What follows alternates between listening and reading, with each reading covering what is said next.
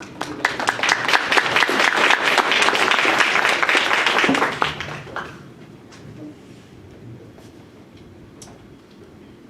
before I start, I want to show you a map. Okay. And I believe you will have access to all the slides from my presentation.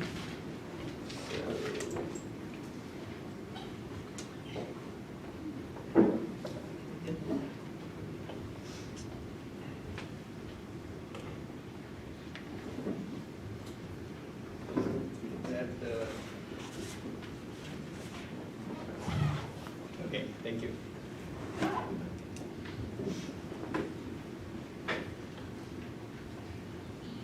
So you all know that the COVID-19 virus is spreading around, and this is just a dashboard created by Johns Hopkins University showing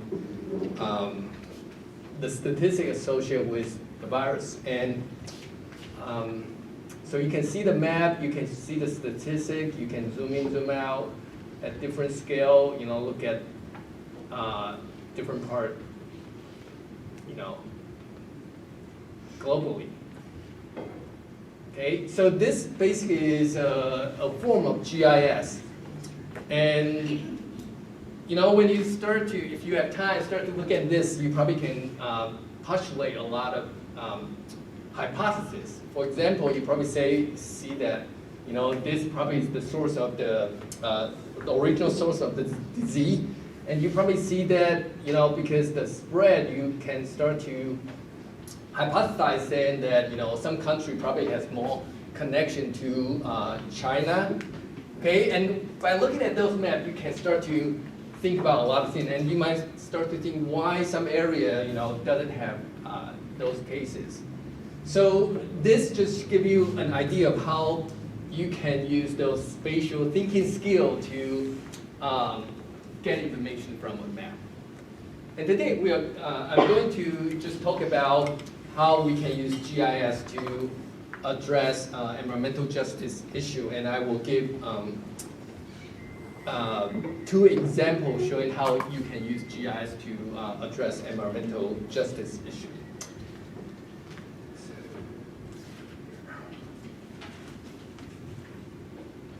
Okay, this is an earlier map captured on February 13th, so you can see the huge progress. So I'm just going to give a very simplified framework to define what environmental justice means to me. So the idea of environmental justice is trying to make sure people in the socioeconomic disadvantaged community, they don't suffer excessive environmental issue. So in terms of behavior, you can look at the behavior of trying to reject environmental disamenity, okay, pollutions, landfill, noise, things like that. And when people in this socioeconomic disadvantaged community trying to reject those environmental disamenity, we characterize that as a way to seek environmental justice. Whereas people from those socioeconomic advantaged community, when they voice the rejection of those disamenity, it refers to not in my backyard behavior. Okay, and there's an opposite direction of accepting environmental disability.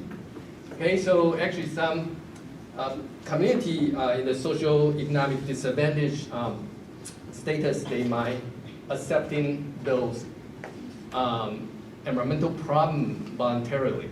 Okay, for whatever reason, for whatever incentive they get. So this kind of defines that this is the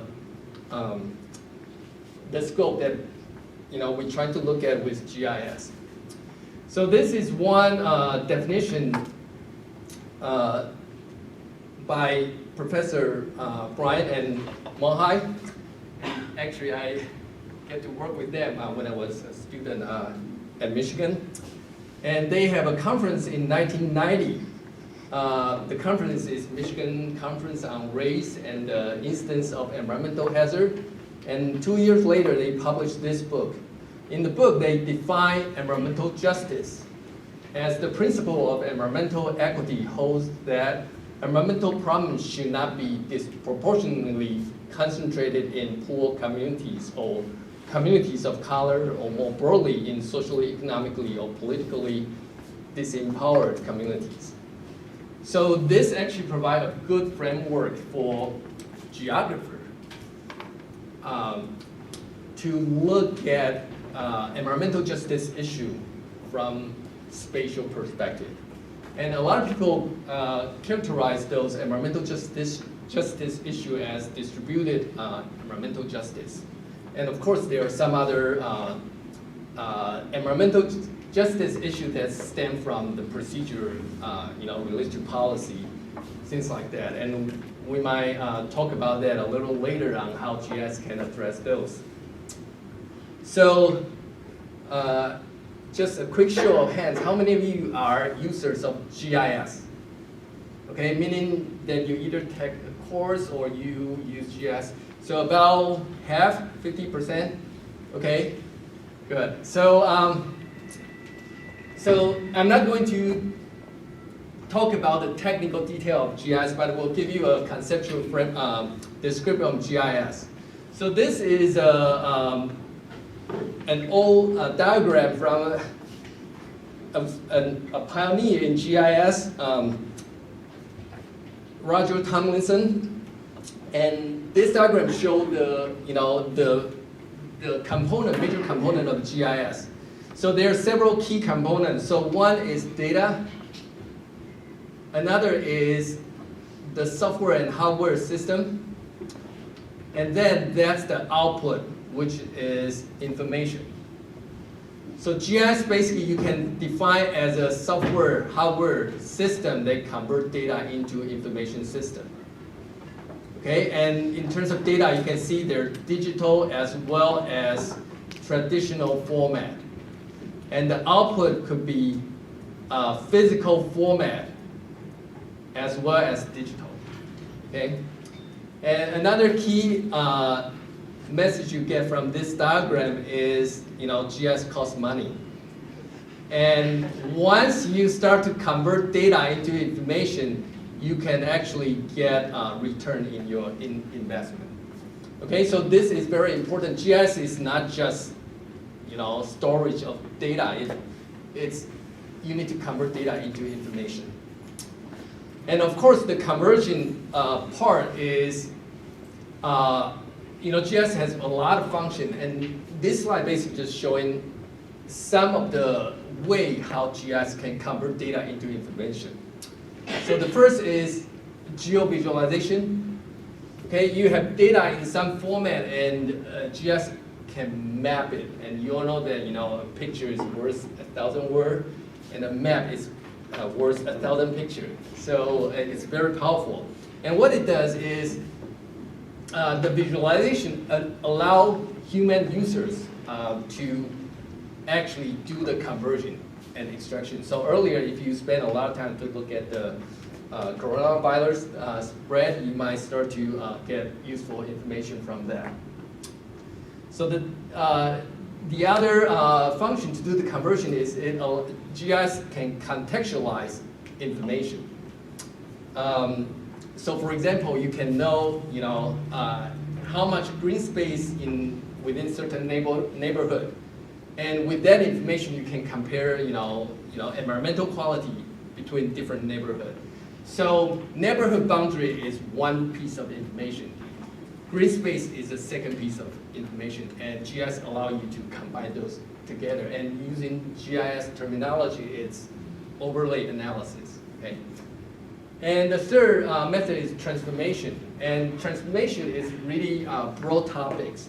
So basically, when you transfer one data into a different form, that's transformation. So for example, you can convert a river line, into a riparian area. Okay, so the concept is convert a line into a polygon, an area.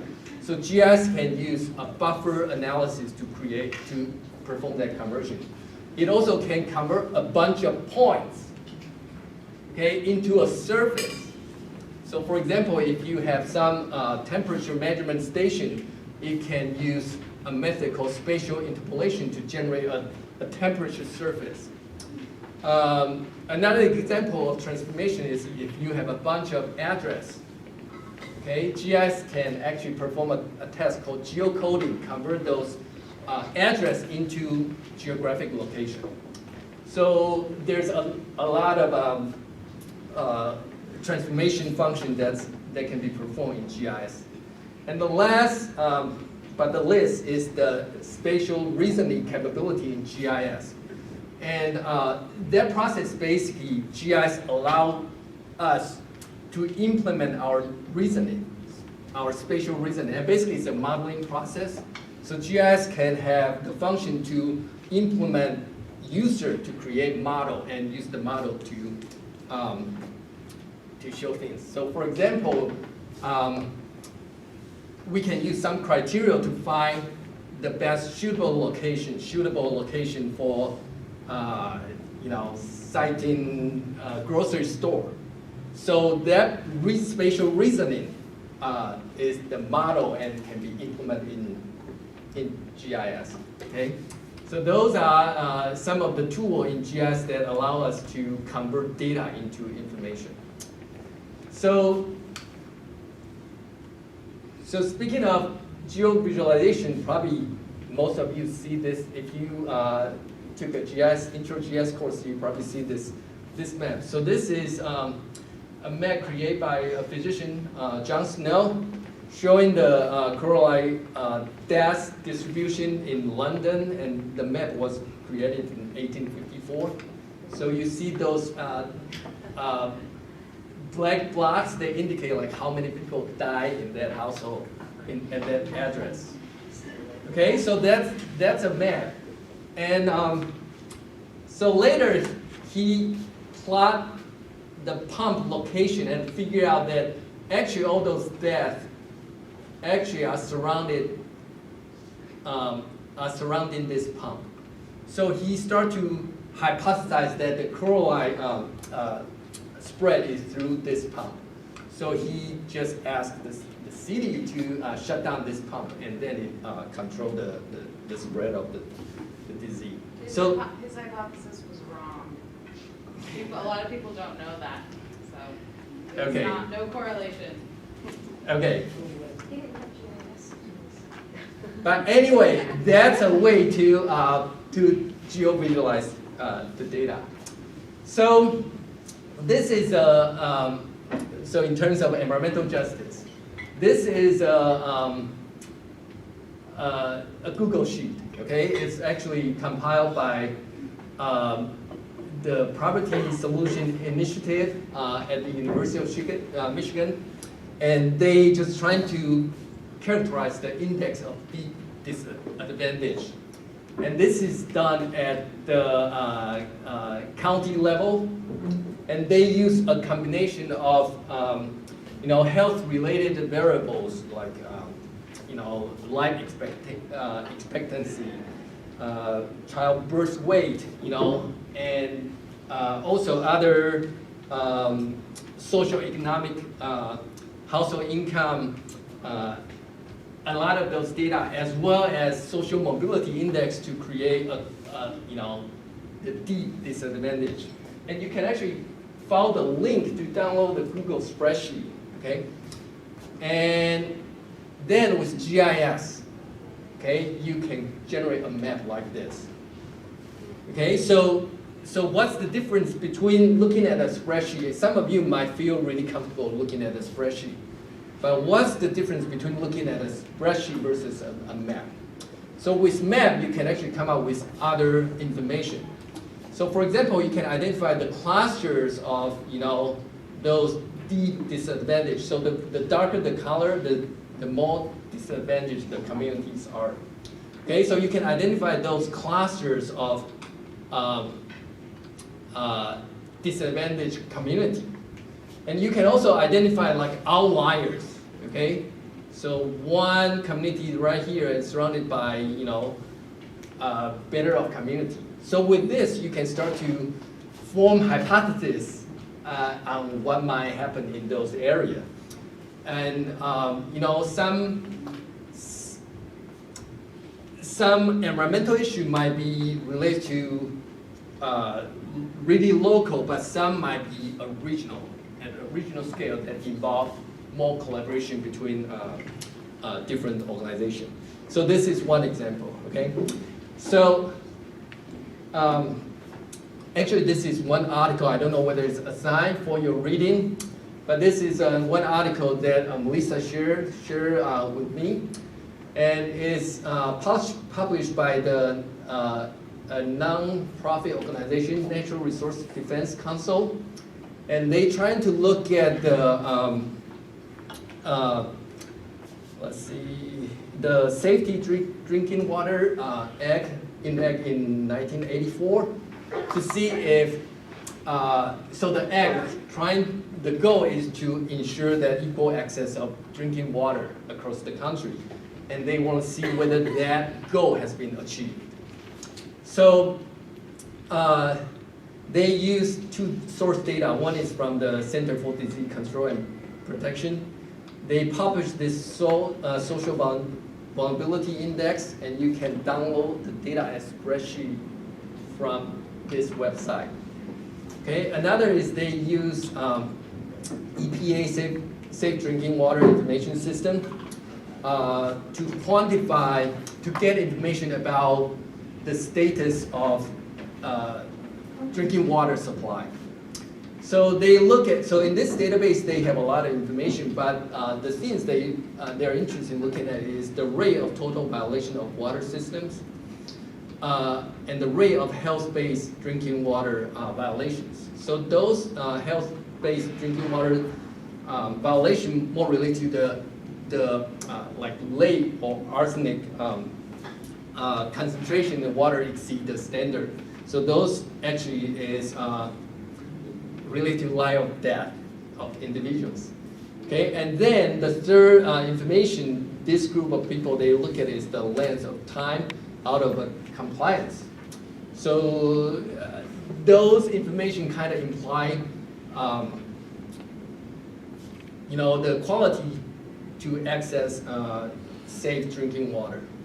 Okay, so they combine the social vulnerability index and the water quality index and create some maps.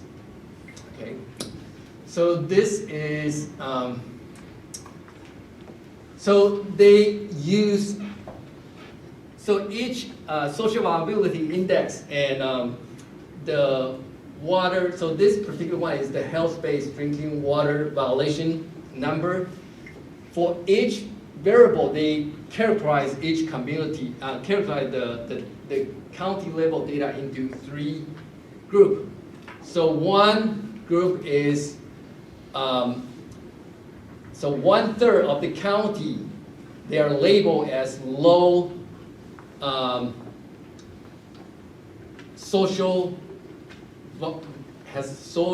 low social vulnerability index, okay? Less vulnerable. And then the 1/3 is medium, and then the 1/3 is high. And this, the y-axis, they just show, again, for those counties, they characterize the county into three equal groups. And the one has lower health-based drinking water violation, and medium and high. And they use this symbology to display the map. So as you can see, this color indicate that the community, they're more socially vulnerable and they have higher rate of drinking water violation. So this kind of show that this could be the potential area that's showing community that they're vulnerable and they don't get safety drinking water, and that's a potential concern for for environmental justice. Okay, so they call those community of environmental justice communities. And you can easily use this map to identify the location of those communities. And again, I will ask the question, how is this map different from just looking at, an Excel spreadsheet? So again, you can, for example, identify outliers, like community that is different from its neighboring community, or you can identify clusters, like a bunch of community of similar characteristic they are clustered together, and with that you can start to speculate, what might be the reason for those environmental justice issue to occur in those areas. So yeah, you can identify some in terms of health-based drinking water violation. You can identify some potential area: East Pennsylvania, Central Florida, Arizona, New Mexico, okay, and then Eastern Oregon, South Idaho. Okay, so so this is one example of geovisualization. This is a similar map. So basically, it uses the length of time out of compliance and indicate how a community has the resources to address water violation issue. So it's the same. It used two-color spectrum to display the data. The one that's dark here basically is the community, the social justice, the environmental justice community they identify. So this could be a useful and powerful tool to identify those communities. Okay. So here are some observations in terms of their use of GIS, the use of map to identify those environmental justice related issues. So earlier I mentioned that with the map you can identify outliers and clusters. You actually might be able to find some vulnerable community with no water issues surrounded by non-vulnerable community with a lot of water issue. And actually, if you look at the map, you can actually find those communities, and it will be interesting to see what happened in those regions. And there are some clusters, and if it's a regional cluster, there must be a process, a procedure that leads to those regional environmental justice issue. And there's also some concern about the data used in GIS. So GIS user, we like to assume that all the data we use in GIS is accurate, but most cases they're not. And there's some inherent limitation of GIS, which I will talk about toward the end of the presentation. But in this particular case, they mentioned about small community water system. They're responsible for more violation, but because the way they tally the information into the county level, those issues were not showing up. So those actually affect very local community, but because you aggregate your data to the county level, they become diluted. So those issues cannot be correctly identified with the data we see here. Okay, and there's also some reporting issues. So a lot of those water management systems, they don't have a way to catch, for example, falsified data. So there's no way to QA, QC, quality control, and quality assurance of those data. So there's a lot of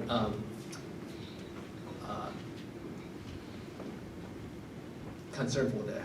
So my second example is trying to demonstrate the other way. So in addition to geovisualization data, there's some other way you can convert data into information. So this particular research project is to look at the green stormwater infrastructure project in Philadelphia. And Philadelphia, they in 2009 they come up with a project. It's called Green. Let me look at that.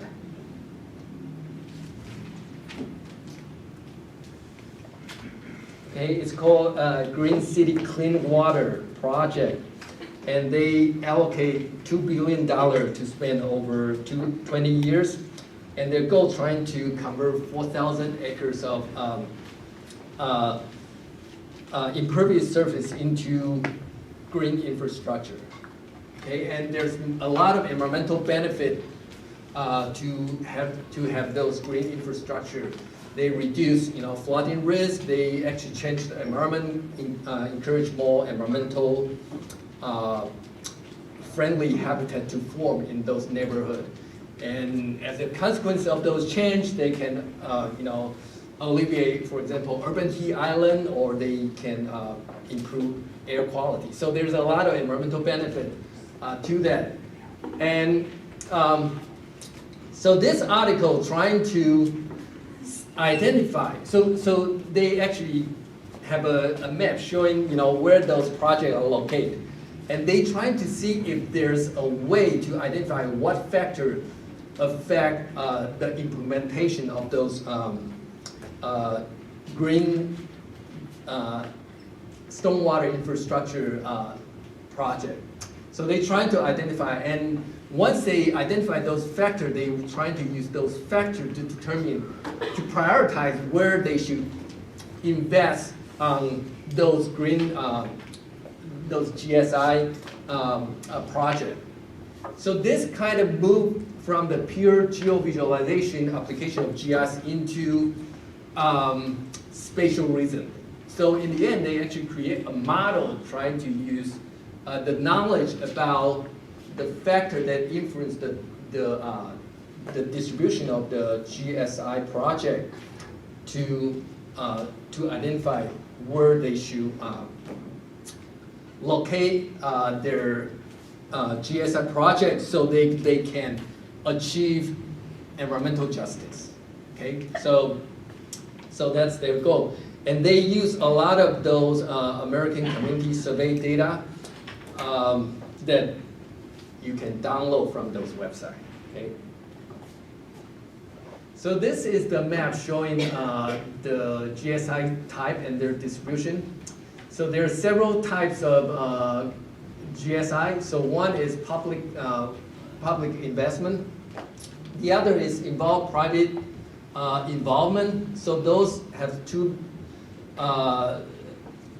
major categories. So one is the city impose a regulatory mandate for building permits. So if you want to build a new subdivision, you need to have those GSI included.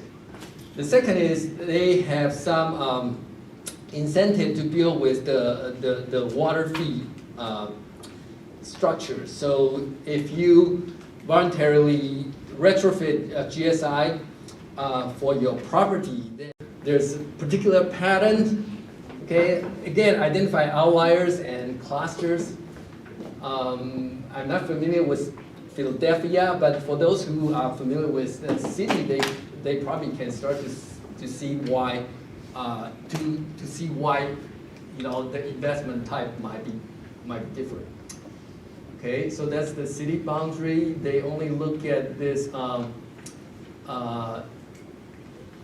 the combined sewer overflow area that's managed by the Philadelphia Water District. Okay. So what they did is they look at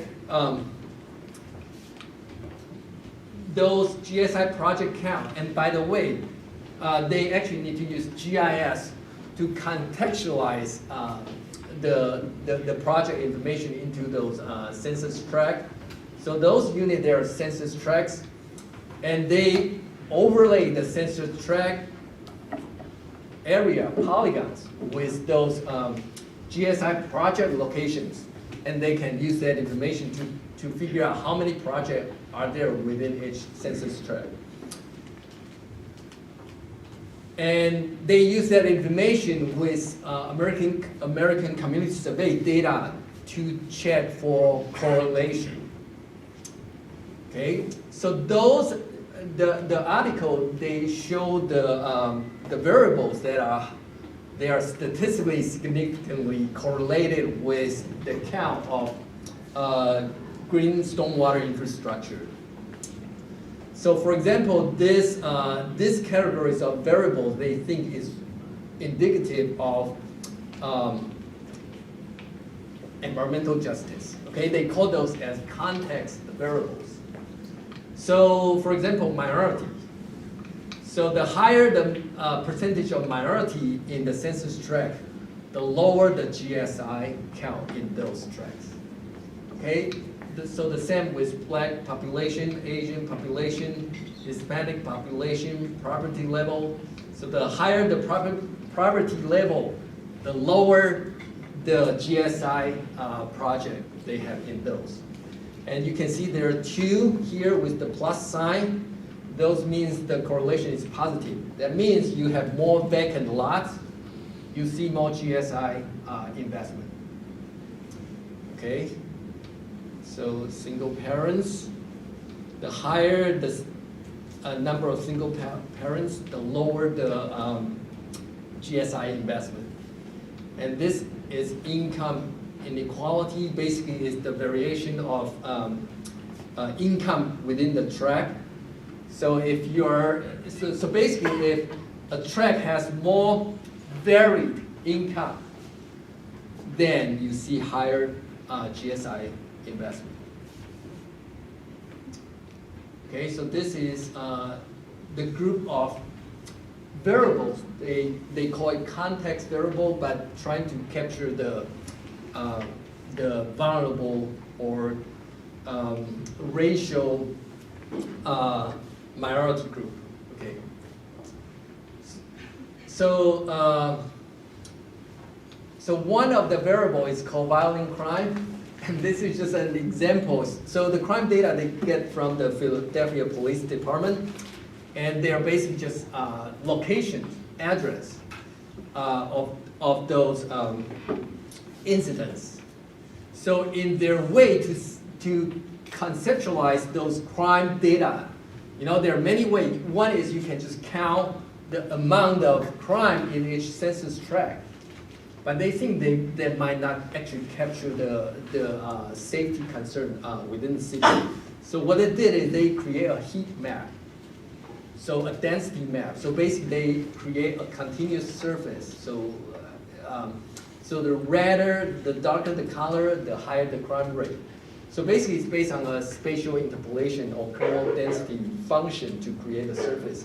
And once they create the surface, they can use the tract boundary to get a value for those tract to indicate their violent crime level. Okay, so that's just one example of how you can use GIS to transform the data. This is the second group of variables, and they are shown to be statistically significantly correlated with the amount of green infrastructure, green stormwater infrastructure in the city. So as you can see, everything is plus sign. So that means that the redder the color. For example, if you have higher rate of people with bachelor's degree or more, then you see those tracts, they have more green stormwater infrastructure investment. The city of Philadelphia, they have this Citizen Planning Institute. So they create those institutes to let people volunteer, you know, take 7 weeks of course to learn planning, social engagement, you know, those skills. And this map just showing like in which census tract they have more number of people graduate from the institute. So the higher amount of graduate that you see in those tracts, they have more GSI investment. Okay, so community community organization, median income, public property, green space. So the authors, they argue that these group of variables, they represent the social capital within the city. So the higher of those variables, collectively, they show that those areas, they have higher social capital, so that it's easier for the city to work with those community on projects. So that's why, you know, those variables are more likely to have more GSI projects. So if you are a city planner, you probably will start to think that, you know, if I want to be have a successful project, I probably want to work with the community. They have higher of those values. At the same time, you want to identify the community that has you want to promote environmental justice by target those community they have higher rate of minority or color population. Okay, so that's their spatial reasoning. Okay, or their reasoning. So they come up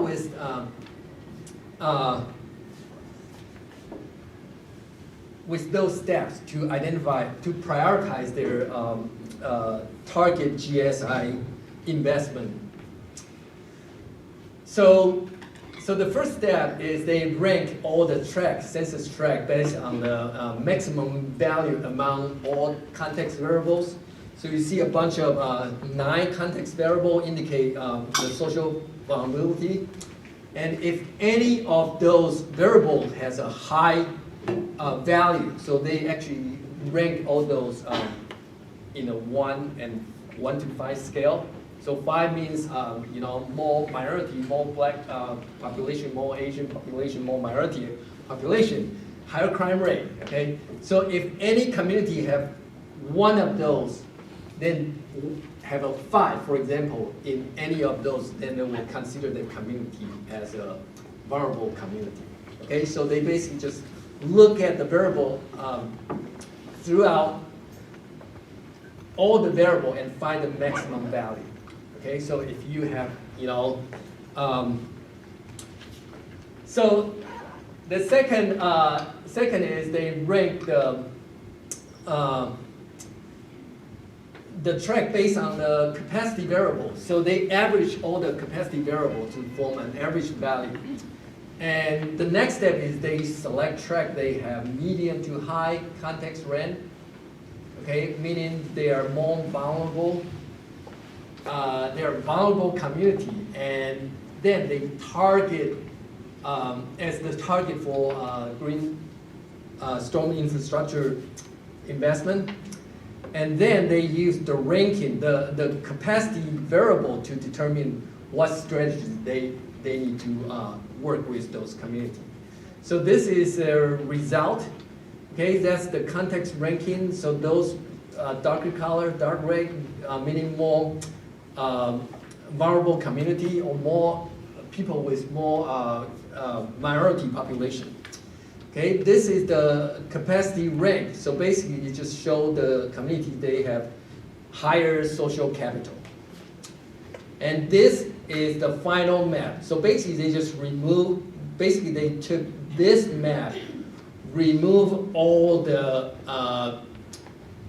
vulnerable category that is 1 or 2 to form this map. So this will be their target project area, and they set up different strategy to work with different community or different track. They have different capacity. So for those who has higher capacity, they can direct work with those community to work on a new GSI project. And for those community track, they have lower social capital or lower capacity. They will start to, for example, create new citizen planning institute location. So increase the social capital or capacity of those communities. So with that, by the way, this is a proposed framework. They haven't implemented that yet. But with that, their goal is once the cities start to use, they can change the procedure, and eventually through the procedure change, they can create the distributive environmental justice. They can achieve that goal. Okay, so this is just show how you can use GIS through contextualization, transformation, and spatial reasoning to address environmental justice issue. So I don't know whether you feel that's good. I think it's pretty cool. You can use GIS to address those. But there's some inherent issue with GIS. And you probably see that, you know, How to Lie with Map. This was a book published in 1991, first edition, by a famous cartographer. And basically what he says is that, you know, if you manipulate data, you can actually let the map tell whatever story you want to tell.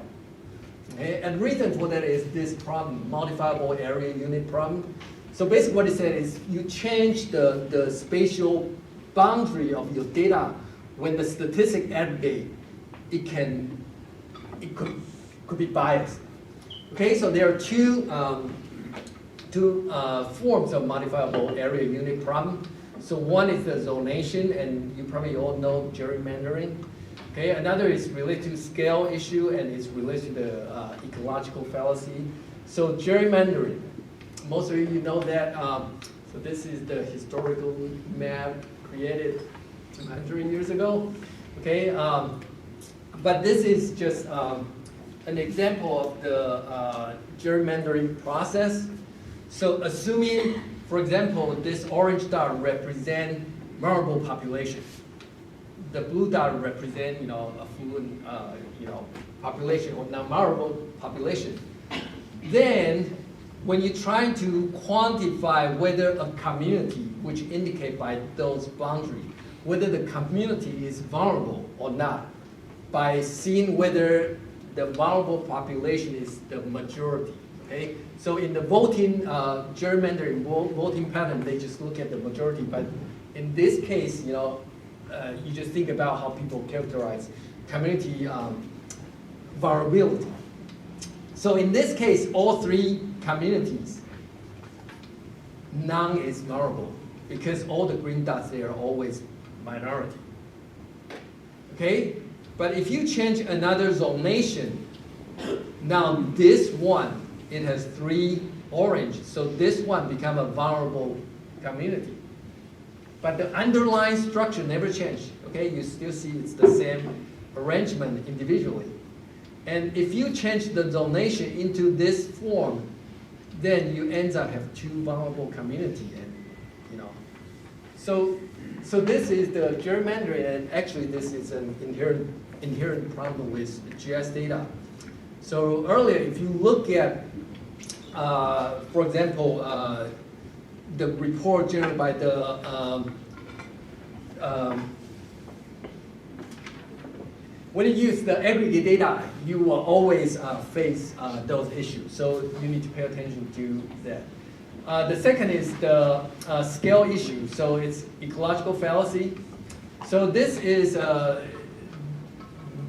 ecological fallacy was a term not coined by this person, but he's the person first to notice the problem.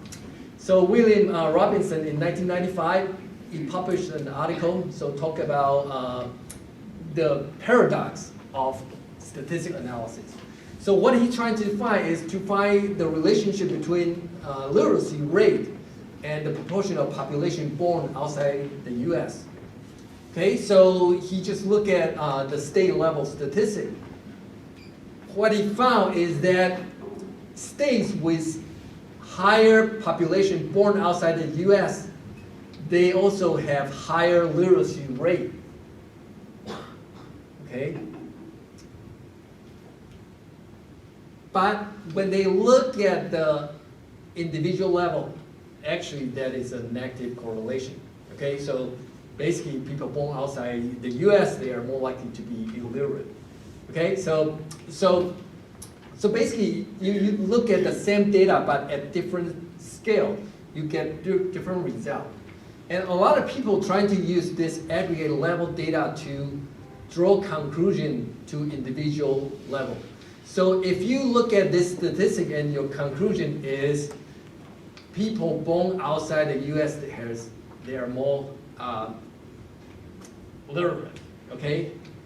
Then you commit ecological fallacy. So that's okay.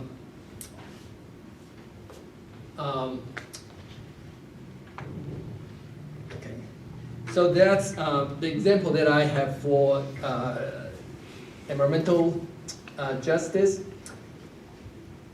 And so I talk about the application of GIS. I talk about the issue with GIS analysis. And you probably will ask, how to overcome those issues. And a lot of time when GIS first used, they are used in natural science. And a lot of things is quite easy and more accurate to measure. When it comes to GIS application in social science, especially dealing with those environmental justice issue, it needs a different paradigms. And there is new development in GIS.